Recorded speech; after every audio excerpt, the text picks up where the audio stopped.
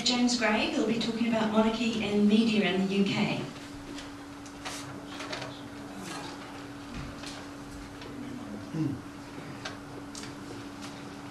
Right, thank you very much. Andrew's spoken a bit about foreign media, and I want to talk about our own media for a few minutes, and particularly how they cover royal events. And specifically how their coverage of royal events doesn't actually reflect the reality of them. And we've had a very clear example of that recently with the Jubilee this month, because one thing that all news outlets do, whether that's supposedly left-leaning ones or the supposedly royalist press, like the Mail and the Express, is that they really overestimate public enthusiasm for royal events. Time and time again this month, and in the run-up to the Jubilee, we were told that the nation was absolutely gripped by Jubilee fever. And there's, Alistair Stewart, the ITV news presenter, wrote on his blog just a couple of days before the Thames protest, there was a pageant as well that day, I think, saying, and this is very typical of what a lot of people in the media were saying, the overwhelming majority of Brits will celebrate her 60 glorious years.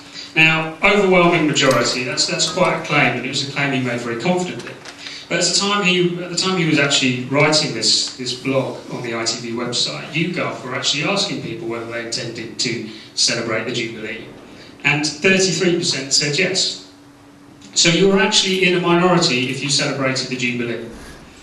And that reflects the polling that Republic did. We commissioned ICM to ask people how interested they were. 14% said they were very interested. 14%, a tiny minority were interested in this event. There are other indications of public apathy as well. I mean, Graham mentioned this earlier, I think, the proposal by Michael Gove to buy the Queen another big boat. 64% opposed that.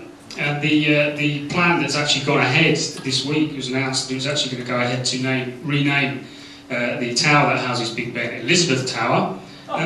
Support for that is about 30%. So as you can see, there's a very clear discrepancy between what the public actually think about these events and how the media portrays them. And it was exactly the same with the wedding. I was very involved with the Republic's Royal Wedding campaign, and at the time we commissioned ICM again to ask people how they felt about it. Nearly 80%, 79% said they were largely indifferent or couldn't care less about the Royal Wedding. And that was reflected actually in the numbers that turned out to see it. The Metropolitan Police say it's about 500,000 people went to London to see the Royal Wedding, which is it's a lot of people, but it's about half as big as Notting Hill Carnival, about half as big as Gay Pride. It's about the same as the London New Year's Day Parade. So, as you can see, there's again a big discrepancy between what the public actually feels and how the media presents it. Now, the only real bit of serious kind of academic research into this was carried out by the British Film Institute. They commissioned someone to ask people about the death of Diana and the way that the media portrayed that and how it covered her funeral. And he asked people, how they reacted to it and how they felt about this media coverage. And he found that actually the people who participated in a public or private display of grief was far less than 30%. Yet the media continually, there's a pattern here, the media continually referred to an outpouring of grief. And for that reason, people actually tended to exaggerate how sad and how bad they felt about the Diana dying, because they kind of felt that they should conform to this what they thought was a majority feeling.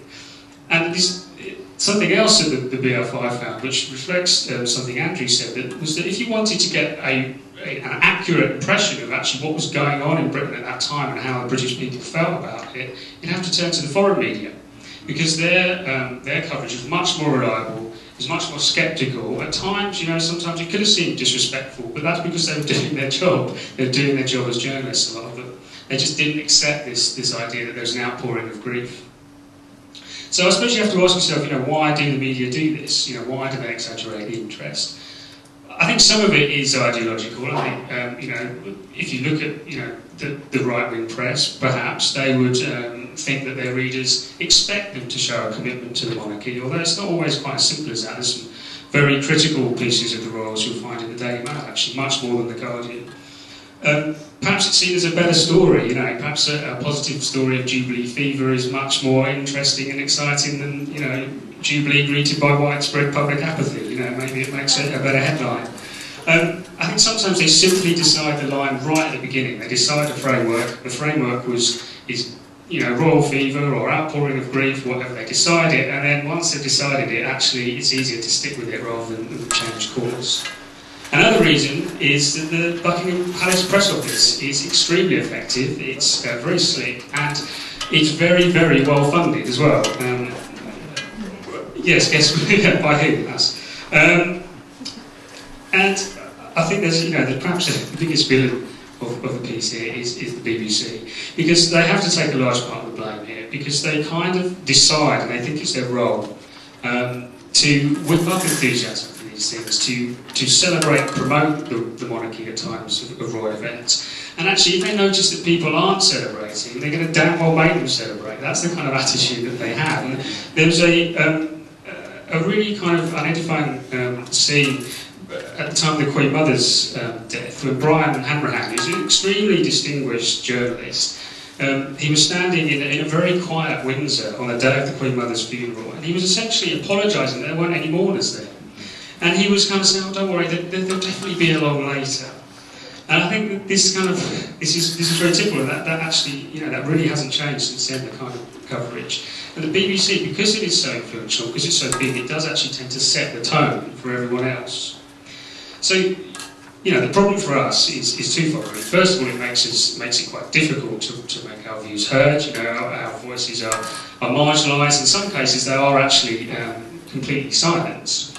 But I think almost more importantly, it means that, you know, Republicans think they're more in battle than they actually are, because if you think about it, most of us gauge the public mood through the media. You know, and I think a lot of people, a lot of Republicans, you know, maybe you recognise this. So looking around at the time of the Jubilee, looking at our friends and family and noticing that no one was excited, but then you turn on the BBC and we are told that the nation's gripped by Jubilee fever, and you think that your friends and family, you must be the exception.